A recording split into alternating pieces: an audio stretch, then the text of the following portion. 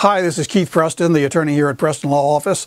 The topic of our video today is, what does it mean to avoid probate, and is it legal?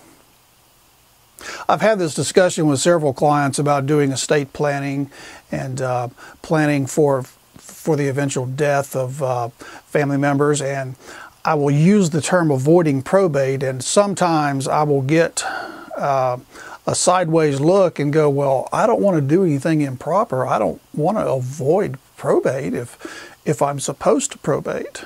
Well, there is nothing wrong and there is nothing illegal about avoiding probate. What it means to avoid probate is to not have any assets that the title to which, or the distribution of which, has to be handled through the probate court. Let's say that the only asset that is going to have to be passed between a husband, a wife, and their only child is a house. What can they do to avoid ever having to go into probate if that house is the only asset? The way that you would avoid probate in this instance is you would have the house titled in the name of the husband and the wife as joint tenants with right of survivorship.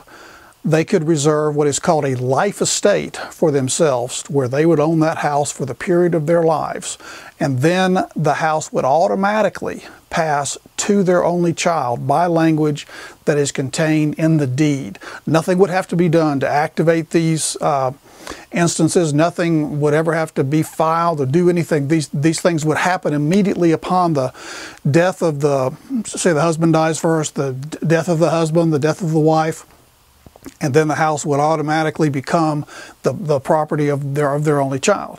These things would happen automatically, and there would never be any need to go into probate. Let's say the house is titled jointly in the name of the husband and the wife.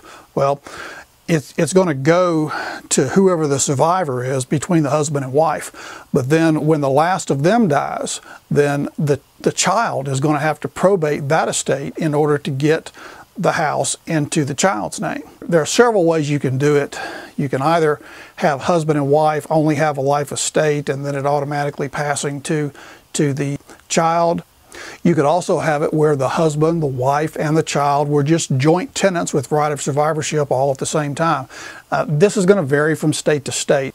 Some states will only let certain types of people that have a relationship to one another, they will only let those people own joint tenant right of survivorship. Otherwise, they own property as joint tenants. One other instance of avoiding probate is that you can have a joint tenant with right of survivorship on a bank account. This would effectively pass the bank account from one person to another without ever having to go into probate court. Final example would be in the case of an insurance policy. Sometimes an insurance policy is payable to the estate of the person that has been deceased. Well, that money is going to be paid into the estate, which must be opened in probate court, and that money is going to have to be distributed through probate court. The way that you would avoid probate in the case of a life insurance policy is to have a named beneficiary on that policy. If there's a named beneficiary, the insurance company is going to pay that money directly to that person. It is never going to become an estate asset. Even if you were to open an estate for some other reason, the insurance money would never come into that estate because it's payable directly to a named person.